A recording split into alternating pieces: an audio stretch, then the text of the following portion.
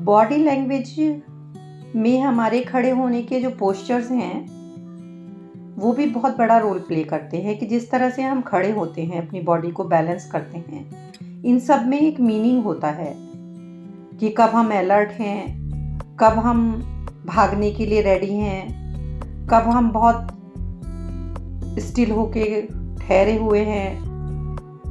तो इनके कुछ अलग अलग पोजीशंस हैं, वो सुनिए।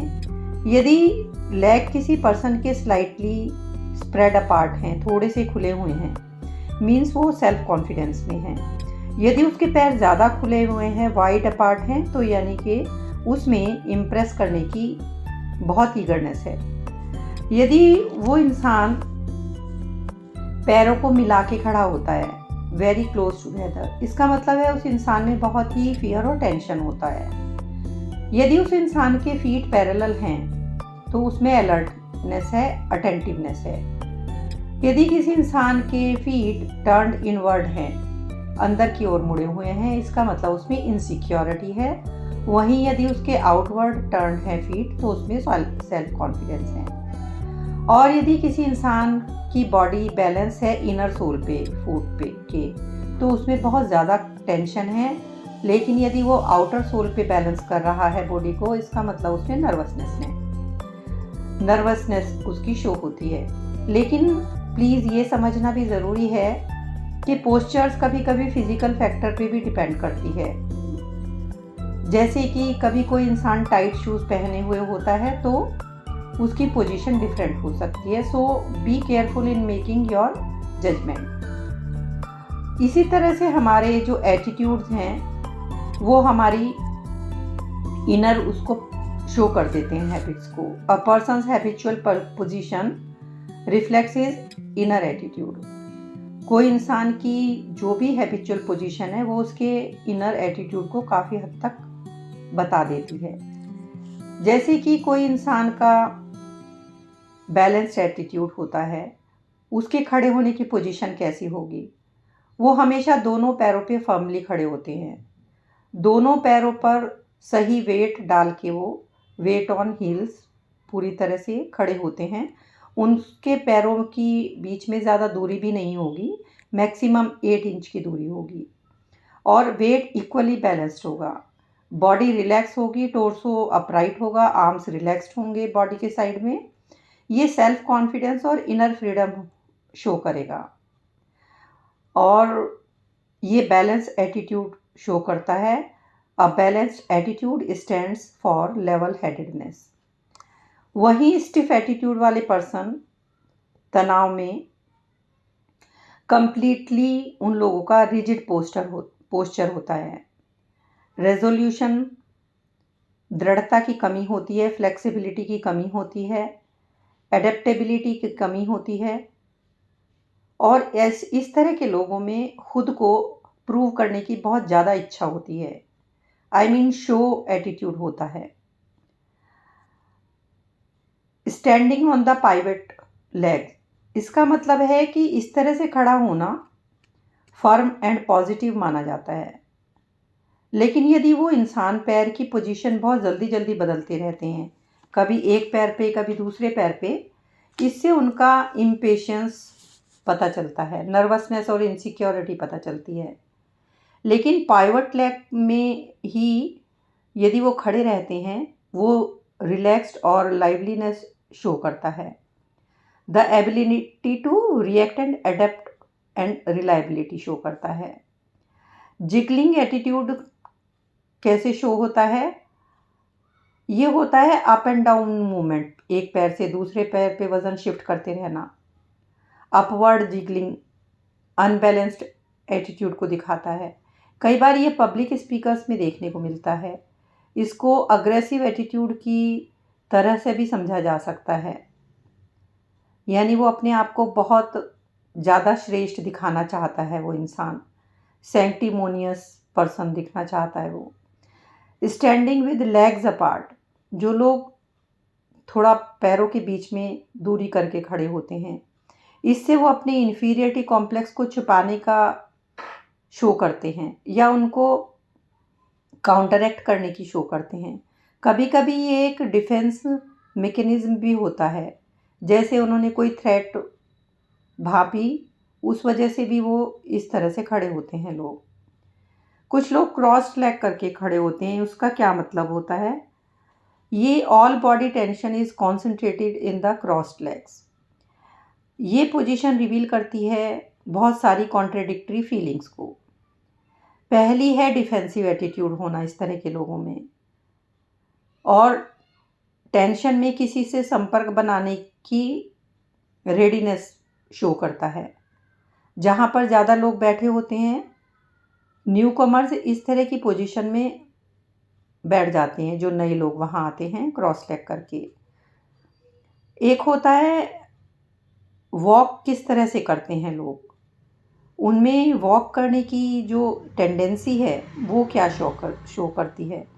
यदि आप लोगों की वॉकिंग को ऑब्ज़र्व करेंगे तो पाएंगे कि उनमें पेस, बॉडी टेंशन और स्टेप्स को उठाने की, कोई लंबे कदम रखता है, कोई छोटे रखता है, या position of the tip of the feet, और उसके साथ साथ कभी कभी कुछ चलते हुए बॉडी के मूवमेंट्स भी डिफरेंट होते हैं।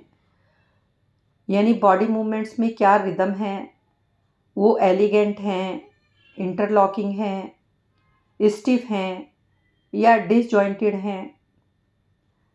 वो पर्पसफुली चलता है या हेजिटेट होके चलता है। हेजिटेट चलने वाले लोग सक्सेसफुल नहीं होते। कोई पर्सन कैसे चलता है, कैसे वॉक करता है, उससे उसका मेंटल स्टेट और पर्सनल एटीट्यूड पता चल जाता है। The pace is obviously a question of temperament and power. Swift movements are a sign of activity, जो तेज तेज करते हैं काम। Quiet movements reveal calmness. Lethargic movement जो होते हैं इम्प्लाइज स्लगिशनेस या इडलनेस या केयरलेसनेस। और डिस्ट्रैक्टेड मूवमेंट्स जो होते हैं किसी की बॉडी के, वो उसकी नर्वसनेस या इनसिक्योरिटी को शो करते हैं। स्टेप किस तरह से लेते हैं कुछ लोग, जैसे कुछ लोग लंबे कदम, बहुत लंबे लंबे कदम लेके चलते हैं, ये काफ़ी मैस्कुलाइन शो करता है। ये लोग डिसिसिव, मतलब निर्णय लेने में काफ़ी काबिल होते हैं। एम्बिशन और एक्शन लेने की ये लोग एबिलिटी शो करते हैं। रिलैक्स्ड और elastic walk with the tip of the feet pointing forward, torso सीधा और डायनेमिक एंट्रेंस शो करती है। ये लोग इनिशिएटिव लेते हैं। नैरो माइंडेडनेस इन लोगों को पसंद नहीं होती, और too much attention to small details ये लोग रखते हैं। हेजिटेंट वॉक कैसी होती है? हेजिटेंट का मतलब होता है थोड़ा रुक रुक के चलना। ये लोग छोटे स्टेप्स लेते हैं। नेक और शोल्डर इनके टेंस होते हैं। टू बी कॉशियस, यानी बहुत कॉशियस होके चलते हैं। अडेप्ट करते हैं अपने आप को quickly. Do not like taking risk. इन लोगों में कॉन्फिडेंस की कमी होती है, ज़्यादा सतर्क रहते हैं पहले से ही। Walker rule, be on the safe side, don't risk too much. एक होती है मिंसिंग वॉक। इसका मतलब है cut into small and quick steps with a lack of rhythm. ये वॉक राउंड नहीं होती। इस तरह के लोग एजिटेटेड रहते हैं, कॉन्शियस और सबकॉन्शियस एंग्जाइटी या फियर से सफ़र करते हैं।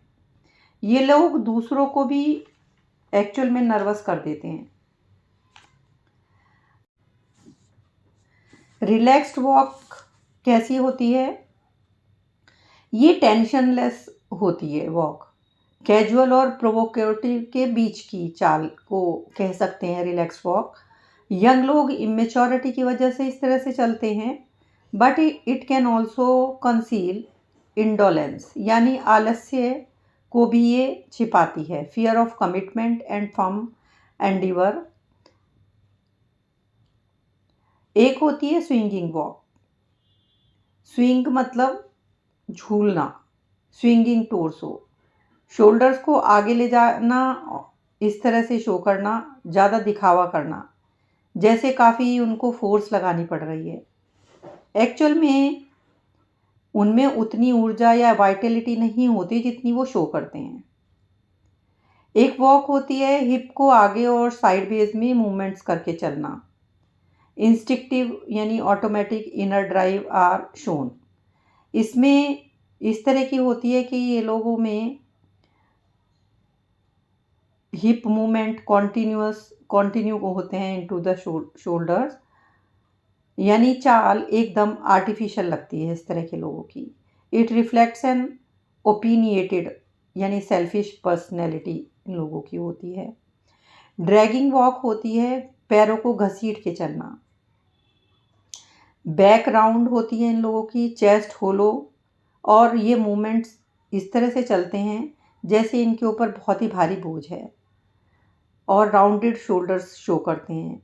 इससे इनकी डेस्पोडेंसी यानी निराशा और डिसलाइक ऑफ एफर्ट का पता चलता है। ये लोग स्लगिश होते हैं, इनएक्टिव होते हैं, आलसी होते हैं। हालांकि ये लोग सबकॉन्शियसली अपनी हेड को आगे मूव करके इस तरह से दिखाना चाहते हैं कि ये दुनिया में बहुत अच्छा कुछ कर सकते हैं, बट इनफैक्ट ये लोग चीज़ें दूसरों के ऊपर छोड़ देते हैं।